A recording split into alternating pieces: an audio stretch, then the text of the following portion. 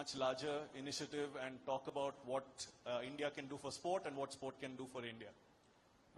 Hello.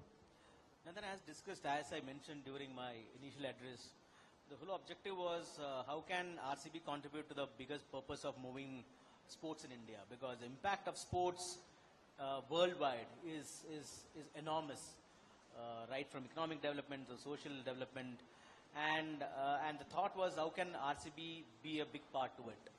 When we looked at that, we saw what is the best way to introduce ourselves into this purpose, and the purpose was how do we bring the softer aspect and push that agenda forward, and that was the thought of coming to it. And I think one of the things you talked about, which I'd like to get into a little bit more deeply, is this fan engagement aspect and the use particularly of technology. I mean, if you look around, most recently RCB was #1 ranked also on engagement and on social media. What has driven that? What's the thought process, and what can in many ways other sports learn from the experiences and learnings you've had at RCB? I mean, I will cite one example. If you look at badminton, there are a lot of badminton academies floating around, where the kids play, parents play, and when the kids are playing, the parents want to watch them, or grandparents want to watch them, or the friends want to watch them, but they may not be sitting in the same city. Technology can be enabled where it can be what you call live telecast through an app across people. And that is one breakthrough. When more people see it, more people enjoy it, more people appreciate it, they are getting into the category. So that is one aspect of it. We need to build at grassroots level from that. How can we induct people, more and more people, to view the sport at that grassroots level, not at a national level, also at the grassroots level. Once you do that and integrate that with a system where you have scores across, again, connect all the badminton academies and have a scores across, and that becomes a league at that level. I mean, we need to start thinking in that level, like how American sports thought about at a state level or a university level. We need to start at grassroots level. Fantastic. And Smriti, if I may come to you, how much has sport changed from when you took up sport, I think you played with your brother a little bit in early ages, to a point at which women's sport was perhaps still growing, till being now front and center of sport through the WPL. Talk us a little bit through that journey. I think firstly I'll start with whatever I heard, Rajesh and yourself, I think was something really nice to hear. It's always good to see people investing in sport overall in India, so really positive signs for the country. I think sport, as you said, sports forward nation. I think I'm really looking forward to it, and yeah, I think when I started, I think whenever we say that nowadays we sound old, but yeah, when I picked up bat and ball, it was more to just do with my brother playing, and my father also had played. So to see, I wouldn't even talk about women's cricket. I think to just see women's sport evolve, growing up. I think when I turned 10 and 11, I think the first time we heard of Sania Mirza becoming a icon, and we all knew that, oh wow, there's a girl in sport, and that really inspired us. Then few years down the line, we started hearing about Saina Nehwal, PV Sindhu, and it was also encouraging. And for women's cricket, I think in India, I think it's just been a journey from the time we started playing, in terms even for the Indian team, to having stadiums which were mostly empty to now filling out stadiums wherever we play as an Indian team or with RCB. I think it's just a good, brilliant thing to watch. And I think more importantly, as cricketers or as sports people, sometimes people misconceptualize thinking that we want equal stuff, or I just feel that what we definitely want is equal amount of respect. And I just feel in last 5 years, I think women in sport have definitely been in a place where people know, people appreciate us, criticize us, which is great. I think people are caring about women's sport, they are watching it. So I think it's a journey, and I just feel like more and more investments of this sort and right stakeholders taking right decisions for women's cricket and women's sport, it's only going to lead the way forward. So Smriti, I have a 9-year-old daughter and a 6-year-old son, and I couldn't figure out who was more jealous when I told them I'm meeting Smriti. What does it mean for not just boys but girls when more girls are playing sport? I think it's massive. I think I remember doing an interview 3 or 4 years back, and they asked me, what is your ultimate dream?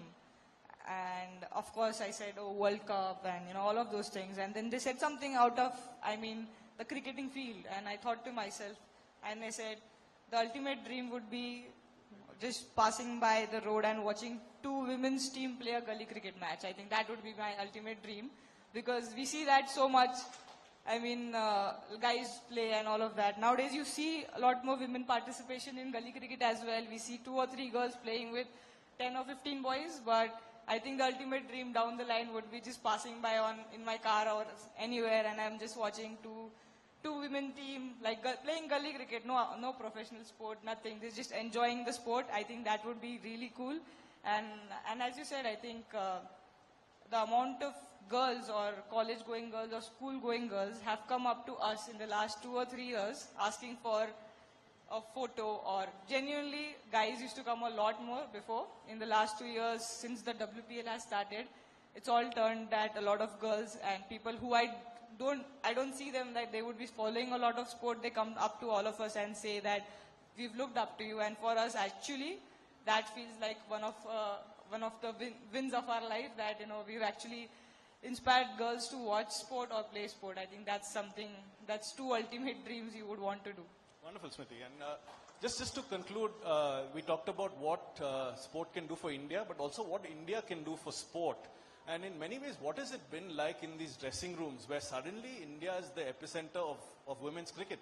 We've had other leagues, but now everyone who's anyone in women's cricket would like to play here and be in your dressing room. So how have those conversations changed over those last 6-8 years? You played in other countries, now the home is here. What has it been like sort of being Indian in that changing milieu? Yeah, I think the change is massive. I think we used to play Big Bash and 100 even before WPL started. And the only question everyone used to ask that, when is WPL coming? And finally that in the last 2 years it has started. You see a massive change. I think WPL has shown the world how women's cricket can sell in a way, because I think what we have seen from the outside, even I'm not talking about playing cricket, but even reading articles about what happened before the WPL had started in terms of the broadcast deals to, the franchisees putting in the bid. I was just reading it and I was like, wow, I get to play. So just as an audience, I'm not even talking about playing myself. So definitely, I think the conversations have changed massively, and now they all are really excited playing into WPL. They want to do everything what they can to get into a WPL team, which is cool. I think as an Indian sitting there, I'm just feeling like, wow, okay, it's a different sort of interest which they have, and I think as men's IPL has done in India, I'm sure that few years down the line we'll try and see what the WPL can do for the Indian audience as well. Fantastic. Thank you so much, Smriti. Nitish, can you tell us a little bit about the sprint capital of India that you're building? What's the work that's gone in so far, and what are you aspiring for? Thank you for, I think, bringing this event together and, giving a platform to share how sports has a big lever for a social change, right?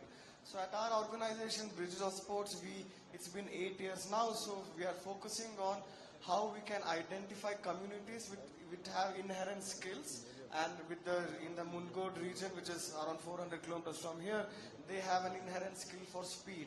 As Rajesh mentioned, there are tribal communities there who have lived in forests for long and been part of actively hunting from last 400 years. So they've developed those skills for speed, and in the last 8 years we have been able to work closely with the community to build this sprint capital. I think there is still few more years, I think one more decade probably, where we can really call it the sprint capital, but we are moving in the right direction, and with the partnerships now coming together, especially the Made of Bold initiative, it really helps accelerate this process to work closely with community, not just in achieving the results, outcome of performance, but how do we create that social impact where there is a value for developing high performance communities.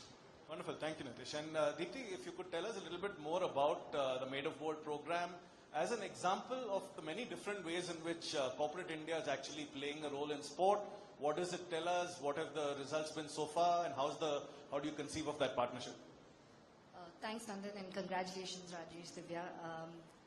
We've been talking about CSR and corporate India and how has Indian sport really moved and how the needle has changed.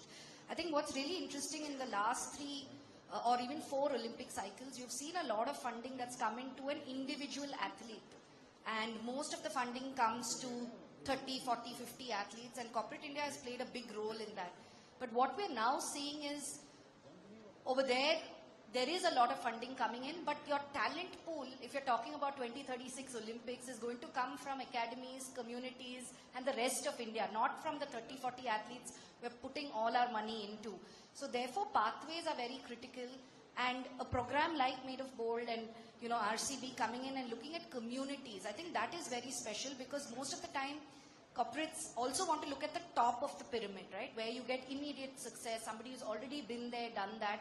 I think more of corporate India coming into communities, coming into states, will see the funnel growing, because the ladder is broken at multiple places. When you talk about any sport, when you look at badminton, or even when you look at cricket, today women's cricket has a beautiful pathway. 5 years back, the girls had to really struggle to make it into the Indian women's cricket team, when even Smriti made it. But I think putting in those pathways, putting in the talent, corporate India plays a really big role.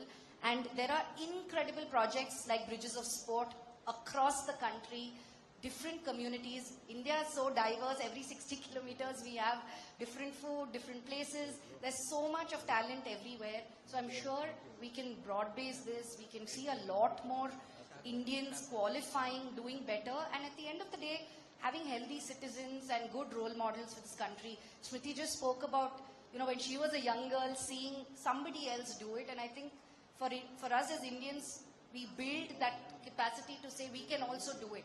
If they have done it, I can also do it. So I think sport plays such a big role on all these elements of, what it is to be an Indian today. I think that's really special.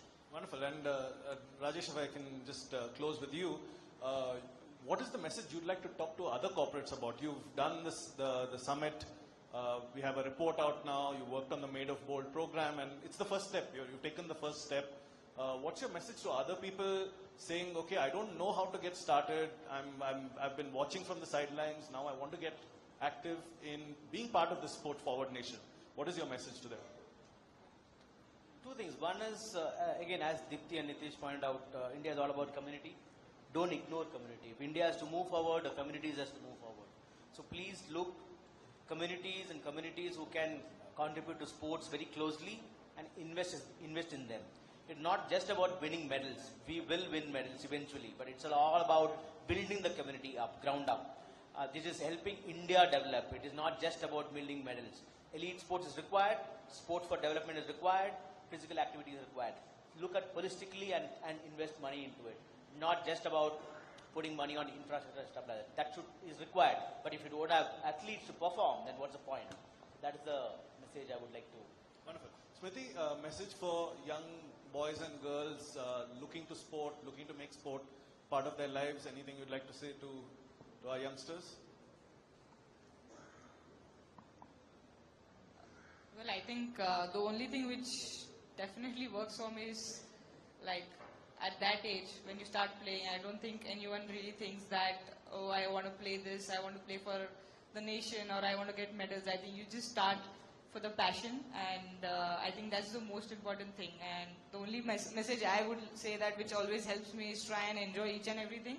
And sometimes things are not going to work out. Maybe there'll be studies or something or whatever. I don't know what will happen at that age, but if you have passion, I think, and if you enjoy what you're doing, not only what you do on the field, even off the it, I think magic happens. So just stick by it, keep doing it day in, day out. I think things work out.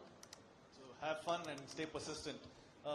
Nitish, at what point will you accept that Mungod is the sprint capital of India? What is your North Star goal?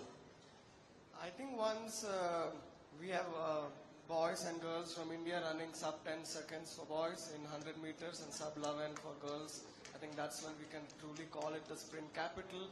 And that from a community-led perspective, right? I mean, it's very easy if you build a center in Bangalore and get the best athletes of India and do it, but will that create value for the community? Maybe not, right? But if you do it there and we achieve it, yeah, it can be the sprint capital of India. And this is not the first attempt with the community, right? It's the first time you're doing it within the community rather than taking athletes out of the community into new places. Yes, in the past there have been initiatives where the athletes, our children were selected and brought to Bangalore, Delhi, Shimla, but because they've lived so many years in the forest regions, getting adjusted to urban lifestyle, a lot of children would run away or drop out and the program never really sustained.